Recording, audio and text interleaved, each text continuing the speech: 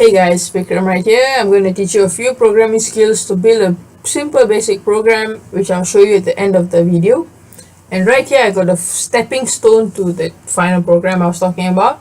So here this part I call declaration. It's where you declare your variables. Basically, I'll give you a scenario. You're in a safe bank, you're opening an account, so you're declaring this is your account, this is your safe box under your name. So basically, you see this age, it's a safe box concept. It's a variable where you store values into it. And this is called a type. Basically, what type of safe box do you want? You want a safe box that store jewelries or cash. So basically, int means integer, char means character. And you can declare multiple variables under the same integer. So for this instance, I could put one integer age. So right here you see character name 50, which means character 50 characters, 50 a to z, like that, 50 letters, which equals to a string. String is basically a long list of characters. So next I'm going to teach you about output. Printf is a standard output in every program. What it does is developer put something, types of output, printf bracket, and what the developers want it to be displayed on the screen. So the developer types it for the user to view it. Next you have scanf, which is input, what the developer wants the user to input into the program. So right here we have %s, which means string. Like I said earlier, a long list of characters is called a string, and I want that to be stored under the safe box or variable called name. Alright, okay, in this second program I'm going to show you an if-else statement. So right here I have a declaration. Double is for decimals, integer is for whole numbers.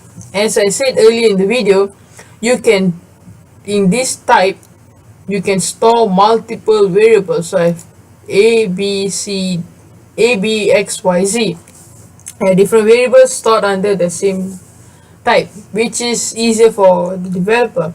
Now let's break it down. If means true, else means false. If always comes with a condition, else doesn't come with a condition.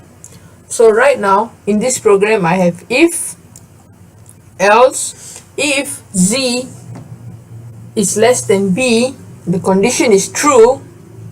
Right here you see b is this, z is this. If it's less than b, condition true, this is the output in the program. If this condition is false, it moves straight to else, and this is the output for the program. Now I'm going to teach you guys about loops. Loops is when a repetition. It's basically something to repeat itself again and again if the condition is true. So in this program I'm using one type of loop called do while. So right here you see I have declared a character, and here I'm declaring the value of my variable, which is 0 for h and n. M is still it hasn't been I'm leaving it for the user to input. So right here I have two do's.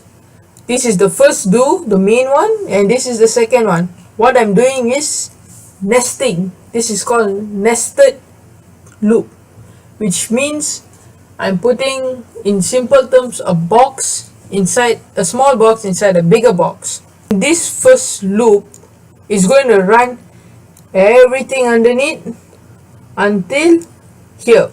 This is the condition. You have to put a do, curly brackets, while, and your condition. Array is basically like a variable, but you can store more values. For example, if you want to store 5 values, you can store 5 values.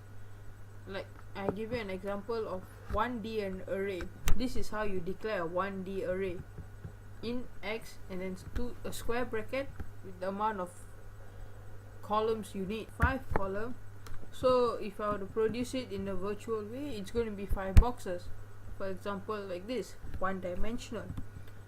Let's say if I want to have 5 columns and 5 rows, which means I need this 5. this is called two-dimensional, which gives you like a table. So you basically can store values in ways like this.